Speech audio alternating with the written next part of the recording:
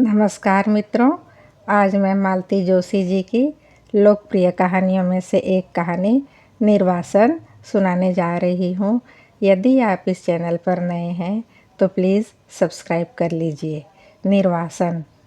तो रिजर्वेशन कब का करवा लें? विशाल ने पूछा। जब आपको सुविधा हो, जाना आपको है, श्रुति ने उत्तर दिया। मेरे ही मुँह से इनकार सुनना चाहते हो तो नहीं, आप खुद ही समझदार हो।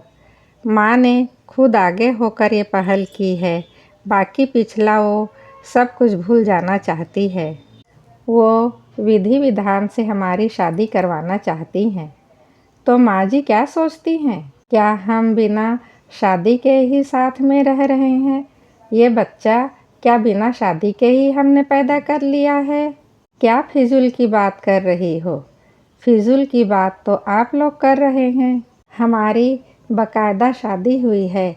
हिंदू रीति रिवाज से, बकायदा वैदिक मंत्रों के उच्चारण से हमारी शादी हुई है। अब कोई शादी में शामिल नहीं हुआ तो हम क्या करें? उस शादी का रिपीट टेलीकास्ट करें? माँ का बहुत मन था। माँ का शौक़ पूरा करने के लिए अब मैं साल भर के बच्चे को गोद में लेकर फेरे लूँगी। बड़ा अच्छा लगेगा ना? और सब कुछ विधि विधान से होगा तो कन्यादान की रस्म भी होगी। और आप क्या सोचते हैं, पापा राजी हो जाएंगे? और पापा राजी हो भी गए तो मैं उन्हें मना कर दूँगी। आपके घर में उनका इतना अपमान हुआ है कि कोई भी शरीफ आदमी वहाँ दोबारा जाने की सोच भी नहीं सकता। शायद यही गिल्ट माँ के मन में है, उन्हें पछतावा हो रहा है। तो क्या हम अपना स्वाभिमान ताक पर रखकर वहाँ पहुँच जाएं और दोबारा शादी की नौटंकी कर लें? उनका अपराध बोध हमारी ज़मीर से बड़ा हो गया। तो फिर तुमने कुणाल से वादा क्यों किया था? हमारी शादी के 2 साल बाद कुणाल हमसे मिलने आया था। उसने मेरी और दोस्ती का हाथ बढ़ाया था, जो मैंने थाम लिया। उसने प्यार से शादी में आने का निमंत्रण दिया और मैंने ले लिया। कुणाल से मेरी कोई दुश्मनी नहीं है। अगर हमारी दोबारा शादी का प्रस्ताव नहीं आया होता तो मैं कुणाल की शादी में ज़रूर जाती। वहाँ जाकर ना नुकुर करने से अच्छा है कि वहाँ जाना ही स्थगित कर दिया जाए। यह भी हो सकता है कि कुणाल की जिद पर ही आपकी माताश्री ने हमें निमंत्रण भेजा हो।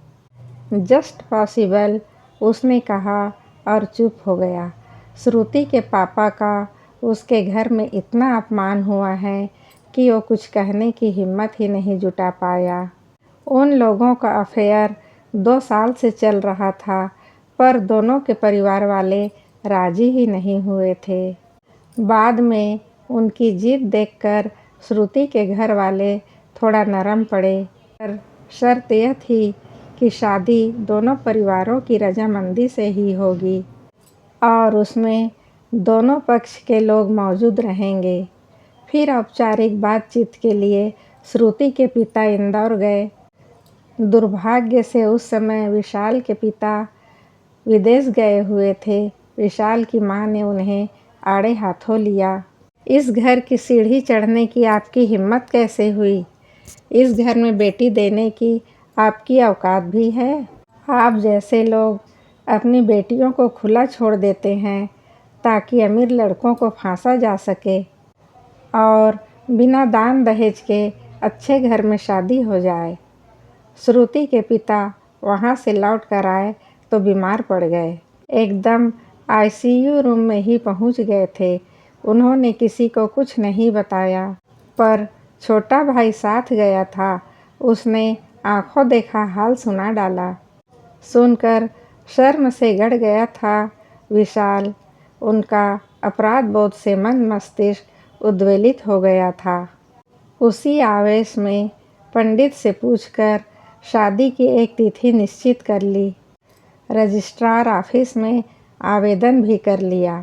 श्रुति के पिता जब हॉस्पिटल से वापस लौटे तो दोनों ने उन्हें प्रणाम कर शादी का कार्ड थमा दिया और आशीर्वाद मांगा। वे बोले, मेरा आशीर्वाद सदा तुम्हारे साथ है, पर मैं अपनी शर्त पर कायम हूँ। अगर तुम्हारे यहाँ से कोई भी इस शादी में नहीं आएगा तो हमारे यहाँ से भी कोई नहीं जाएगा। किसी को भी यह कहने का मौका नहीं मिलना चाहिए कि हमने साठगांठ करके तुम्हें फंसाया है। विशाल समझ गया कि यह माँ के आरोप की प्रतिक्रिया है, इसलिए चुप रहना ही श्रेयस्कर लगा। उसने इष्ट मित्रों की उपस्थिति में अपना ब्याह रचा लिया। एक मित्र के माता पिता ने कन्या पक्ष की रस्में पूरी की। बेचारे अब तक सब निभा रहे हैं। एक मित्र की माँ ने आरती करके गृह प्रवेश करवाया। शाम को एक छोटी सी पार्टी दे दी गई। इस शादी से विशाल के घर में जैसे भूचाल आ गया। माँ ने कहनी अनकहनी सब सुना डाली। एक तरह से घर निकाला ही दे दिया। पापा का रुख पता ही नहीं चल सका। उन्होंने बात ही नहीं की। वे नाराज हैं यह समझ में आ रहा था, लेकिन उनका मौन माँ की बमबारी से ज़्यादा खल रहा था। 2 साल बाद माँ पश्चाताप की मुद्रा में आ गई थी। उनका स्वभाव देखते हुए यह सब अविश्वसनीय लग रहा था, पर उसने सोचा चलो इसी बहाने घर से फिर जुड़ सकेगा। इन दिनों घर उसे बहुत याद आ रहा था। हर राखी और भैया दूज पर नमिता की याद उनकी पलकें भिगो देती थी। हर उपलब्धि पर भाई याद आ जाता। एक वही था जो उसकी हर उपलब्धि को समझता था, उसकी महत्ता पर पहचानता था। हर खुशी घर वालों के बिना अधूरी लगने लगती थी। पर श्रुति भी अपनी जगह ठीक ही थी। कुणाल आया था तो आशा बंधी थी। कुणाल हमेशा से खुश मिजाज और बातूनी रहा है। भाभी से उसकी अच्छी पटरी बैठ गई थी। श्रुति का यह अनुमान भी सही लगता है कि कुणाल ने ही माँ को राजी किया होगा। श्रुति चलने के लिए राजी नहीं हुई, पर उसने विशाल को नहीं रोका। उसने कहा, आपको थोड़ा जल्दी जाना चाहिए था। पापा वहाँ बिल्कुल अकेले हैं। बहुत गर्मजोशी की तो उसने अपेक्षा भी नहीं की। अकेले ही आए हो ना? पापा ने तो उतना भी नहीं कहा। उसके प्रणाम करने पर बुदबुदा के आशीर्वाद दिया और परे हट गए। हमेशा दौड़कर लिपट जाने वाली नमिता भी अलिप्त ही बनी रही। 2 साल बाद देखा था, बड़ी लग रही थी। हूबहू माँ की प्रतिमा लग रही थी, पर स्वभाव माँ जैसा ना हो। उन्होंने मन ही मन भगवान से प्रार्थना की, हम लोग तो विदा करके मुक्त हो जाएंगे, वो भला आदमी जिंदगी भर भुगतता रहेगा। भाई कुणाल विशाल को देखकर बहुत खुश हुआ। भाभी के न आने का मलाल तो था, परंतु उसने उस विषय को ज़्यादा तूल नहीं दी। कारण जानता था ना। शाम को माँ ने उसे कमरे में बुलाया और 5,000 का एक चेक उसके सामने नचाते हुए बोली, ये तुम्हारे ससुराल से आया है। उसे आश्चर्य हुआ। आपने निमंत्रण भेजा था?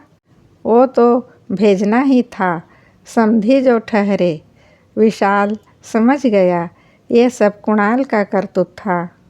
वही श्रुति से पता ठिकाना ले आया होगा।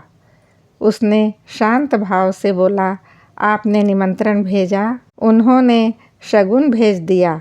ठीक तो है? खुद नहीं आ सकते थे? उनके 5,000 के भूखे हैं क्या हम? आपके दरवाजे पर जैसा उनका स्वागत हुआ था, कोई शरीफ आदमी यहाँ आने की सोच भी सकता है? कैसा स्वागत? पापा ने एकदम उत्सुकता जताई। कुछ नहीं, थोड़ी कहा सुनी हो गई थी। उसका इतना बड़ा इशू बना लिया। लड़की वालों को इतने तेवर शोभा नहीं देते। कल को नमिता की भी शादी होगी, उसकी ससुराल में पापा के साथ ऐसा सलूक होगा तो क्या आपको अच्छा लगेगा? अरे वाह, तुम तो एकदम अपने ससुर जी के पिट्ठू बने जा रहे हो। बात आप ही ने शुरू की थी, मैं ही इसे ख़त्म कर रही हूँ। जाओ, जाकर अपना काम देखो। वहाँ और रुकने की विशाल की भी इच्छा नहीं थी। वो कमरे में चला आया और रात भर यही सोचता रहा कि उसे यहाँ आना चाहिए था कि नहीं, और ऐसे कितने प्रसंगों से गुजरना पड़ेगा कौन जाने। सुबह जल्दी उठ गया। लॉन में यूं ही बेमतलब टहल रहा था कि पापा ने आवाज़ दी। उसने चौंक कर देखा, पापा मॉर्निंग वॉक के लिए तैयार खड़े थे।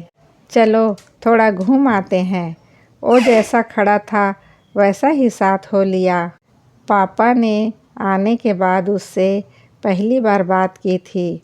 उसे पता था इस मॉर्निंग वॉक के अलावा और भी कुछ नहीं था। शायद उसकी खिंचाई होगी या उपदेश दिया जाएगा। वो दोनों के लिए तैयार था। कम से कम उसे अपना पक्ष रखने का मौका तो मिलेगा। वो दोनों शोर शराबे से दूर सुनसान सड़क पर पहुंच गए तो पापा ने एकाएक पूछ लिया, तुम्हारे ससुर अपने यहाँ कब आए थे? आपको पता नहीं है? पता होता तो क्यों पूछता? शादी से पहले आए थे। आप शायद हफ्ते भर के लिए यूके गए थे। मुझे पहले पता होता तो मैं उन्हें आने ही नहीं देता। ना वे उस समय आते और ना ये सब होता। विशाल ने उन्हें तफसील से सब चीज़ बता दिया और कहा, उन्हें उस समय कुछ हो जाता तो मैं ज़िंदगी भर अपने आप को माफ़ नहीं कर पाता। उनको तसल्ली देने के लिए ही मैंने तुरंत फुरत शादी कर डाली। आप लोगों को पहले से खबर नहीं की क्योंकि उसका क्या परिणाम होगा मैं जानता था। मुझे खबर की होती तो मैं ज़रूर आता बेटा। खैर, मैं आऊँगा, बहू को आशीर्वाद भी दूँगा और माफ़ी भी मांगूँगा। हो सकेगा तो उसके पिताजी से भी माफ़ी मांग लूँगा। मेरे पीछे यह सब कांड हो गया और मुझे पता ही नहीं चला। पापा सचमुच बहुत दुखी थे। विशाल के मन से एक बोझ हट गया। अच्छा हुआ वो आ गया, सारी बातें साफ हो गई। नहीं तो पापा के मन में उसके लिए गांठ ही रह जाती। 2 दिन पहले से मेहमान आना शुरू हो गए। स्वाभाविक था विशाल को देखकर सब बहू के बारे में पूछते। माँ ने सबको सुनाकर कहा, हमने तो दिल पर पत्थर रखकर दोनों को माफ़ कर दिया था। कहा भी था यहाँ आ जाओ, विधि विधान से दोनों की शादी भी करवा देते हैं। पर देवी जी आई ही नहीं। छोटे लोगों की सोच छोटी ही होती है। खून का घूंट पी कर रह गया विशाल।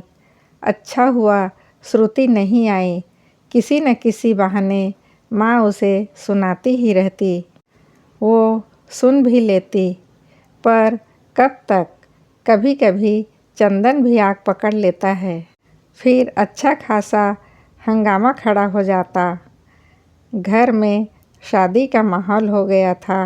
नाते रिश्तेदार, गीत संगीत, रूठना मनाना, हल्दी, सजना संवरना। उसे बार बार अपनी शादी याद आती। शादी क्या थी, एक रस्म अदायगी थी बस। साथ रहने के लिए एक लाइसेंस चाहिए था। संबंधों पर एक मुहर लगनी थी बस। अच्छा हुआ श्रुति नहीं आई। उसके मन में भी यही सब ख्याल आते। रिसेप्शन जोरों पर था। लोग आते जा रहे थे। ऐसा लग रहा था जैसे पूरे शहर को ही न्योता दे दिया गया हो। घर की पहली शादी थी। ऐसा लग रहा था कुछ देर बाद यह विशाल मंडप भी भर जाएगा। भीतर वाले द्वार पर कुर्सियां लगवाकर उसमें माँ पापा को बिठा दिया था। बाहर के द्वार पर वो खुद खड़ा हो गया था। उसे रह रहकर अपनी शादी याद आ रही थी। शादी वाले शाम को एक छोटी सी पार्टी हुई थी। बस दोस्तों ने ही इंतज़ाम किया था। वे दोनों होस्ट बने हुए मेहमानों का स्वागत कर रहे थे। दोस्तों ने तोहफे के तौर पर उनकी गृहस्थी का थोड़ा सामान जुटा दिया था। बाकी वे लोग सुविधानुसार खरीदते रहे हैं। 2 साल से ये सिलसिला अनवरत जारी है। इसी बीच बच्चा भी आ गया। लग रहा था थोड़ी जल्दबाजी हो गई, पर अब तो उसके बिना जीने की कल्पना भी कठिन है। श्रुति के पिता सारा सामान दे रहे थे। उन्होंने कहा भी, बेटा हम ये सब श्रुति के लिए ही इकट्ठा कर रहे थे। एकदम खरीदने की हमारी सामर्थ्य नहीं है। पर विशाल ने मना कर दिया। उसके स्वाभिमान को ये गवारा नहीं था। उसने कहा, हम दोनों कमा रहे हैं, आप श्रुति के लिए ये सब रख लीजिए। 2 साल बाद उसका भी नंबर आने वाला है। अपने विचारों में खोया हुआ वह मेहमानों का स्वागत कर रहा था। भीड़ के बीच अकेलापन क्या होता है, उसने आज ये अनुभव किया। एकाएक एक परिचित सी किलकारी से उसका ध्यान टूटा। पूरे 5 दिन बाद ये प्यारी सी आवाज़ सुनाई दी थी। सुयश किलकारी भर रहा था। उसने सुयश को गोद में ले लिया। उसने श्रुति की ओर देखा। वो दुल्हन सी सज संवर कर आई थी। तुम कब आई? 4 बजे ही आ गई थी। तैयार होने के लिए आलोक दा के यहाँ चली गई थी। आलोक उसके ममेरे भाई हैं। विशाल को पता है। कुणाल से तो मिलवाओ। अभी लो। और भीड़ को चीरता हुआ विशाल उसे स्टेज पर ले गया। कुणाल, देखो कौन आया है। ये सच था कि वो खुद भी इस सुखद आश्चर्य से उबर नहीं पाया था। ओ माय डियर भाभी। और कुणाल खुशी से गदगद हो गया और भाभी के गले लग गया। पैर छूना लायक, विशाल ने डांटा। पैर क्यों छुएगा? दोस्त है मेरा, हम तो गले मिलेंगे, है ना कुणाल? पैर तो हमारी देवरानी छुएगी। तब तक दुल्हन उठकर प्रणाम के मुद्रा में झुक आई थी। उसे उठाकर श्रुति ने गले से लगा लिया और एक मखमली बॉक्स उसके हाथों में पकड़ा दिया। ये तुम्हारी मुँह दिखाई है। तुम्हारे कंजूस जेठ जी ने तुम्हें कुछ नहीं दिया होगा। I am sure. और मेरे लिए? कुणाल ने लड़िया कर कहा। इतनी सुंदर दुल्हन तो दी है, और क्या चाहिए? भाभी तुम आ गई, बहुत खुशी हो रही है। कैसे ना आती, तुमसे वादा जो किया था। अब तुम भी वादा करो। हनीमून आदि से निपट जाओ तो हफ्ते 10 दिन के लिए मेरे पास ज़रूर आना। इस भीड़ भड़ाके में तो दुल्हन से ढंग से 2 बातें भी नहीं हो पाएंगी। वे लोग काफ़ी देर तक स्टेज पर खड़े रहे। काफ़ी फ़ोटो खींचे गए। विशाल की बहू एक नया सेंसेशन था। कुछ देर के लिए तो दुल्हन बेचारी हाशिए पर चली गई थी। चलो अब माँ पापा के पास चलते हैं। विशाल दोनों को लेकर नीचे उतरा। पापा, ये श्रुति। विशाल ने प्रणाम करके श्रुति का परिचय करवाया। अरे वाह, तुम कब आई बेटा? अभी अभी आई हूँ। माँ को प्रणाम करके श्रुति ने कहा। तुम आ गई बेटा, बहुत अच्छा किया। कुणाल बहुत याद कर रहा था। पापा ने सुयश को गोद में लिया और बहुत प्यार किया। बहू की गोद में वारिस को देते हुए 2000 का नोट उसके नन्हे नन्हे हाथों में पकड़ा दिया। पापा जी, ये क्या कर रहे हैं? पहली बार देखा है बेटा। क्या खाली हाथ देखूंगा। और अपनी गले से मोटी सी चैन निकालते हुए उसे देते हुए कहा, और ये तुम्हारी मुँह दिखाई है, अपनी पसंद से बनवा लेना। विशाल ने कनखियों से माँ की ओर देखा। वहाँ नाराज़ी साफ झलक रही थी। उसने वहाँ पर ज़्यादा देर तक ठहरना ठीक नहीं समझा। उसे लेकर बाहर आ गया। तब तक माँ पापा पर बधाइयों की झड़ी लग गई थी। इतनी सुंदर सुंदर बहुएं आप कहाँ से ले आते हैं शुक्ला जी? श्रुति सचमुच बहुत सुंदर लग रही थी। हजारों का लहंगा और लाखों का गहना पहनकर दुल्हन स्टेज पर चमक रही थी तो श्रुति आत्मविश्वास की तेज और स्वाभिमान की आभा से दमक रही थी। वे दोनों अब साथ में खड़े होकर मेहमानों का स्वागत कर रहे थे। नमिता छोटू को लेकर भीड़ में गायब हो गई थी।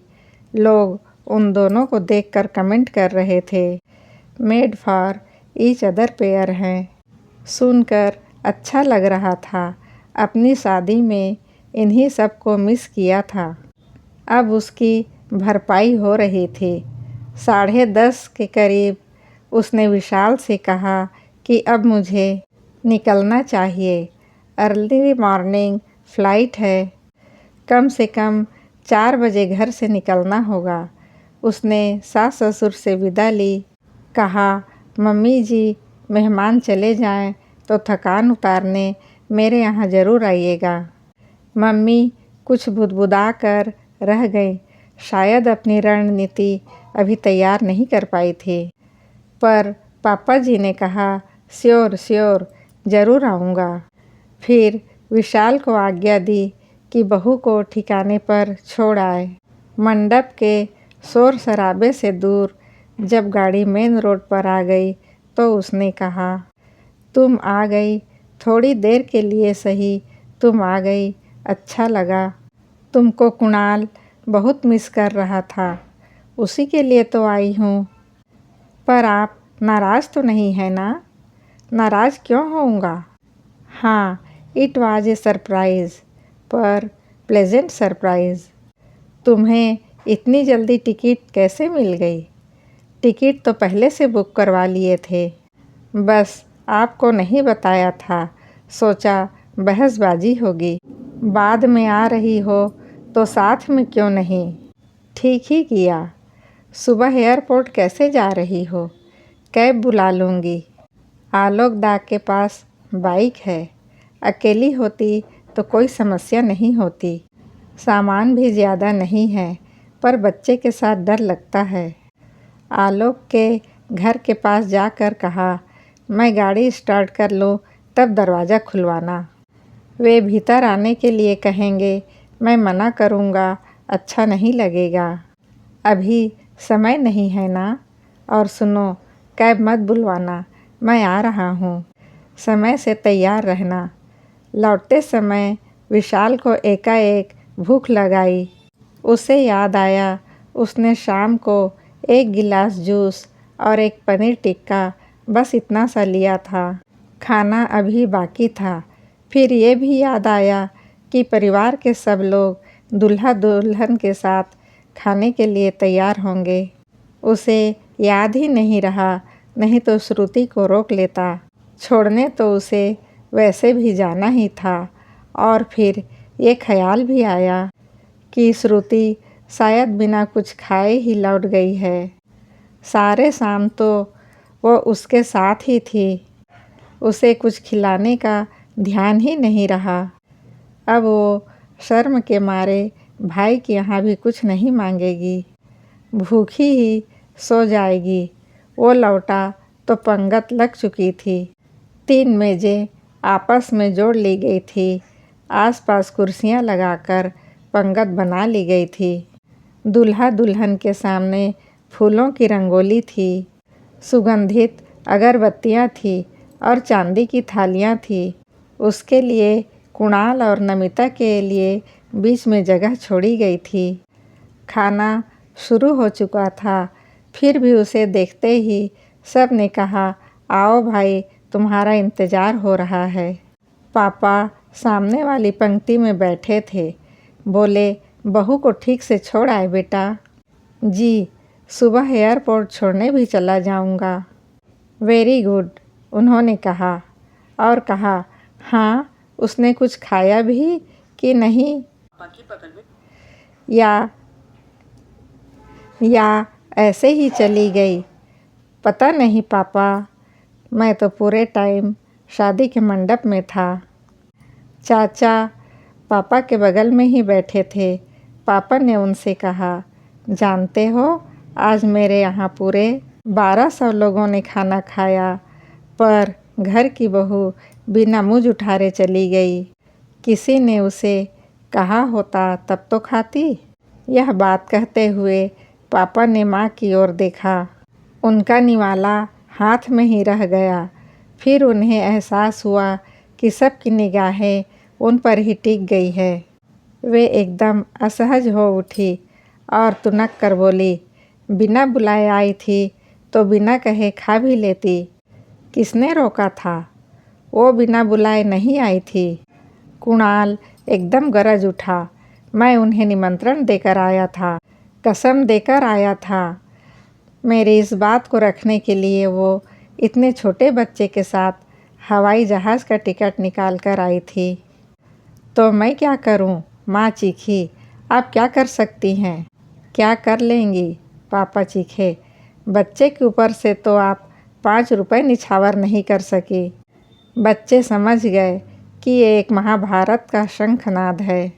बचपन से देखते जो आ रहे थे। कुणाल एकदम से उठ खड़ा हुआ और दुल्हन का हाथ पकड़कर बाहर निकल गया। आज उसका सुहाग रात है। कमरे की भाभियाँ दिन भर कमरा सजाती रही हैं। अब ऐसे मूड में बेचारा क्या खाक सुहाग रात मनाएगा? कुणाल के उठते ही बाकी लोग धीरे धीरे उठकर जाने लगे। खाई अधखाई प्लेटें मेज पर मुंह चिढ़ाती रह गई। माँ ने एकदम चंडी का रूप धारण कर लिया। दोनों हाथ नचाकर पापा से बोली, हो गई तसल्ली? कलेजे में ठंडक पड़ गई? यह सीन करना ज़रूरी था। इतनी शानदार शादी की थी मैंने। आपके 7 पुश्तों में किसी ने ऐसी शादी नहीं देखी होगी। पर सब कचरा हो गया। अब इन लोगों को शादी की शान शौकत याद नहीं रहेगी, सिर्फ ये तमाशा याद रहेगा। घर जाकर ये लोग चटकारे ले लेकर इस तमाशे की जुगाली करेंगे। रिश्ते की हर शादी में यह कहानी नमक मिर्च लगाकर सुनाई जाएगी। ये किस जन्म का बदला लिया है आपने, बताइए? और माँ फूट फूट कर रो पड़ी। विशाल स्तब्ध होकर यह नज़ारा देखता रह गया। पापा कब उठकर चले गए पता ही नहीं चला। अब उस लंबी चौड़ी मेज पर जूठी प्लेटें पड़ी थी और आसपास खाली कुर्सियाँ। एक सिरे पर विशाल बैठा था, दूसरे सिरे पर माँ दोनों हाथ सिर पर दिए सिसक रही थी। कैटरर्स का स्टाफ एक कोने में खड़े होकर उन लोगों के उठने का इंतज़ार कर रहा था। अपनी दबंग और रोबली माँ को इस तरह रोते देख विशाल का मन कैसा तो हो आया। वो धीरे से उठकर उनके पास गया, उनके कंधे पर हाथ रखकर बोला, माँ, आप बहुत थक गई हैं, चलिए कमरे में चलकर आराम कीजिए। मैं किसी के हाथ आपके लिए कॉफ़ी भिजवाता हूँ। उसकी बात पूरी भी ना हो पाई थी कि माँ ने पलटकर उसकी ओर आंसू भरी आँखों से देखा। उसमें से चिंगारियाँ निकल रही थी। नागिन की तरह फुफकार कर बोली, मेरी खुशियों को नज़र लगाकर चली गई महारानी। इसीलिए तो आई थी। विशाल एकदम सहम गया। माँ के कंधे पर रखा हाथ उसने ऐसे हटा लिया जैसे करंट लगा हो। उसके मन में उठा संवेदना का ज्वार एकदम से थम गया था। उसकी जगह वितृष्णा ने ले ली थी। वो पलटकर चला गया। ये अच्छा था कि इस विशाल मैरिज गार्डन में सबके लिए अलग से कमरों की व्यवस्था थी किसी से सामना होने का खतरा नहीं था। कमरे में आकर उसने दरवाज़ा बंद कर लिया और अपना सामान समेट लिया। मोबाइल में अलार्म लगाकर सो गया। सोच लिया सुबह एयरपोर्ट जाने के लिए कैब ही बुक कर लेगा। महंगा ही सही, अगर टिकट मिल गया तो श्रुति के साथ ही लौट जाएगा। घर एक बार फिर छूट रहा था, इस बार शायद हमेशा के लिए। अभी आप मालती जोशी जी की लिखी कहानी निर्वासन सुन रहे थे। अगली कहानी में फिर मिलते हैं।